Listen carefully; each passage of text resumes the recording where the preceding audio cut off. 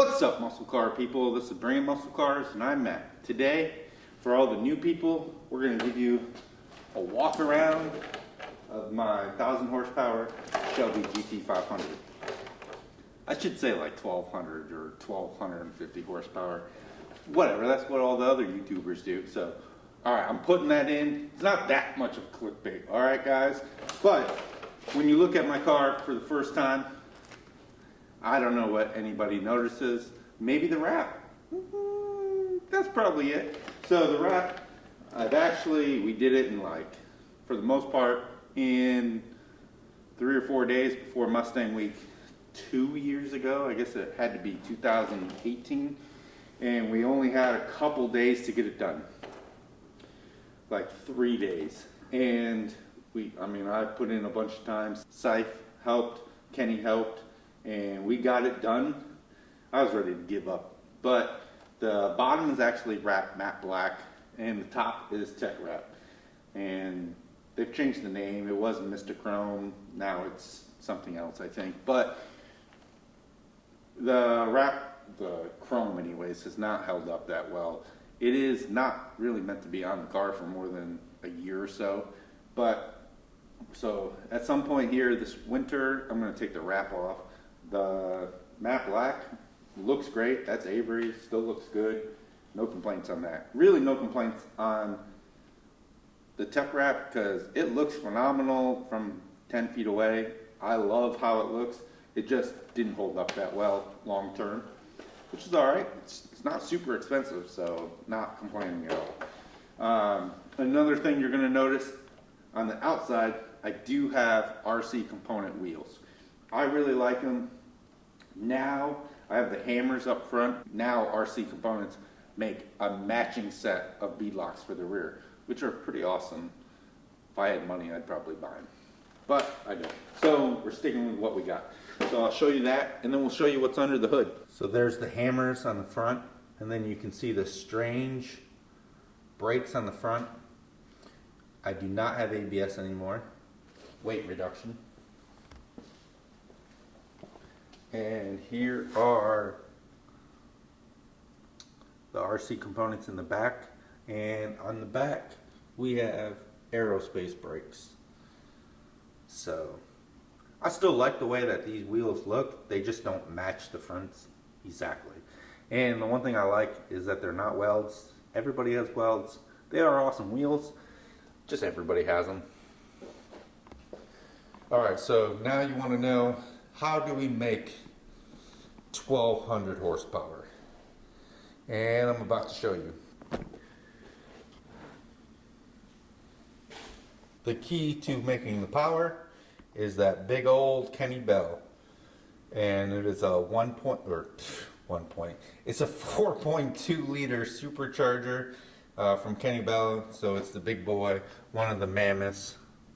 I got a phenomenal deal on this thing, and really no complaints. It sounds awesome, runs good. You can see that we have the liquid cool part hooked up, looks really nice. The motor is built by Drummond Race Cars. Steve Drummond over there, give him a look up, and that guy builds some super fast cars. It does have a big old catch can, and then right there is the transmission expansion tank. So we're not dumping trans fluid into the overflow box anymore. You can see I do have a standalone. I'm running Big Stuff 3. That's why it looks like that. I went to drive-by cable instead of drive-by wire, so it's more responsive. But the Kenne Bell is where it's at. I did have a Gen 3, ported Gen 3 VMP on it before, and I like that, no complaints. I just got such a phenomenal deal on this, that's why I switched. Johnny Lightning has done the tuning. He installed the Big Stuff 3 and did all the wiring on it. And then you can see from the inside we have Kirky seats, roll cage,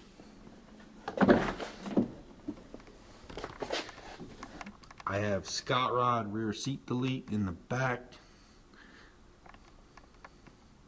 And then you can see I have a trans temp gauge here. And then boost gauge there. And speedometer there because my speedometer doesn't work. And my tach doesn't work, so I have that one too. And then I have switches to turn the computer on, to turn the fan on, to turn the water pump on, and then some more gauges there. So I'm basically the typical Shelby guy with 5,000 gauges. Do they look cool? Yeah, kinda. I don't have a radio anymore though. Also, I have a Turbo 400 installed. It was Performance, now it's essentially ATI, and you can see the parachute mount right there too. It does have a trans brake and line lock on it. So the red switch is for data logging. The green button is for the trans brake. And the red button here on the shifter is for the line lock.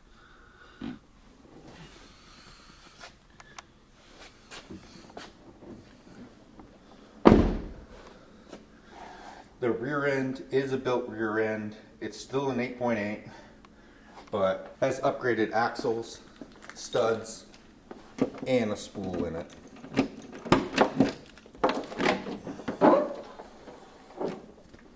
That trunk is actually quite heavy. So the battery has been moved to the back. I'm not real happy with how all this stuff looks. Looks kind of messy. Maybe over the winter we can clean that up. But this is what the trunk looks like. We do run a P&R welding ice tank, and it will go through 30 pounds of ice in one pass. So I do have the EMP pump, which draws a lot of power, but it's worth it. We do have the battery shut off, and then the parachute mount. The exhaust is Kooks headers to Kooks mid pipe catless, or free flowing, I guess, whatever you want to say. And then I do have MBRP race exhaust, which I bought used, but works pretty good. So let me know if you have any questions on the car. If you're new to the channel and you haven't seen it run or dyno, Johnny has been tuning the car for the last 2 years. The roll cage, originally the transmission was installed by Steve, and the motor was built by Steve, and then this suspension was all set up by Steve. It's still fairly heavy with me in it. It's like 3,700 pounds. So we did remove probably 500 pounds, 400 pounds at least, I guess. But I'd like to do some further weight reduction. Just not sure what I'm going to do. And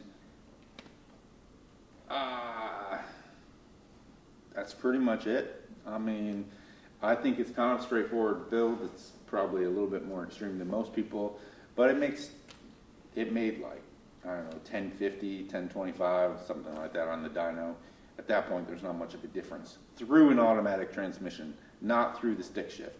So if that was through the stick shift, you know that's going to be a lot more, easily over 1,100 horsepower. And then it made 1,250 foot-pounds of torque. So that's a lot. Right now, that's the way that the car sits. I probably won't race it this year. Again, I took it out a couple times, had some issues at the beginning of the year. I just don't want to put any more money into it right now, so she sits for now. I mean, I have driven it to a couple car shows, and people turns a lot of heads everywhere it goes. But we'll see. I like it a lot. It is very raw and very scary. It's much different than how it was before, but we'll see how it goes. So let me know what you think of the car. I'd love to get it all sorted out. My goal is to be 850s, just like a straight 850. Like, yeah, the car should be faster than that, but I want to run 850 index class, because to really run classes to go a whole lot faster, it costs a lot more money. So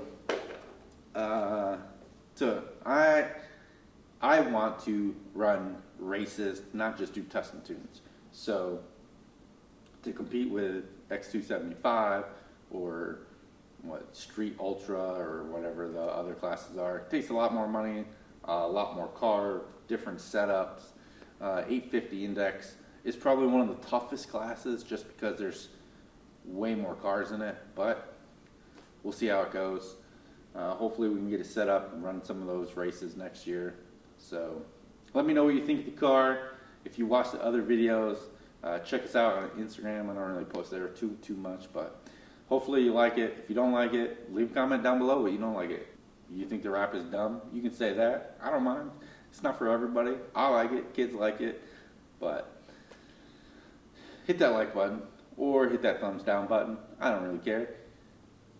And if you're like us and you have a fast car, you better bring it. Thanks for watching. Alright guys, thanks for watching this video. I'm going to link a couple more videos that if you like this one and you made it all the way to the end, you're going to definitely like these. So watch them.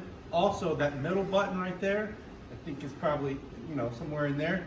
Hit that button to subscribe. Thanks for watching. Stay tuned for more action.